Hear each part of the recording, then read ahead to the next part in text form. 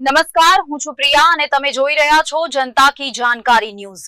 નજર કરીએ આજના સમાચાર ઉપર।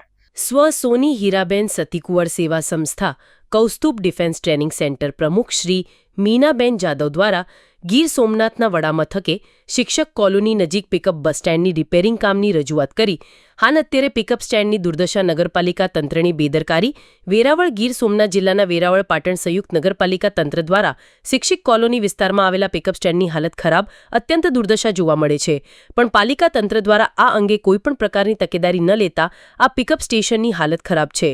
આ બસ સ્ટેન્ડ પર મુસાફરો અને અભ્યાસ માટે અવરજવર કરતા વિદ્યાર્થીઓ દીકરીઓ માટે આ બસ સ્ટેન્ડ આશીર્વાદ સમાન સુવિધા હાલ અત્યારે છીનવાઈ ગઈ, જે બાબતે કૌસ્તુભ ડિફેન્સ ટ્રેનિંગ સેન્ટર પ્રમુખશ્રી તેમજ અધ્યક્ષો સુની હીરાબેન પ્રભુદાસ સતીકુંવર સેવા સંસ્થા મીનાબેન જાદવ દ્વારા નગરપાલિકા પ્રમુખશ્રી ચીફ ઓફિસર સહિત ડેપ્યુટી કલેક્ટરને આ બાબતે રજૂઆત કરવામાં આવી।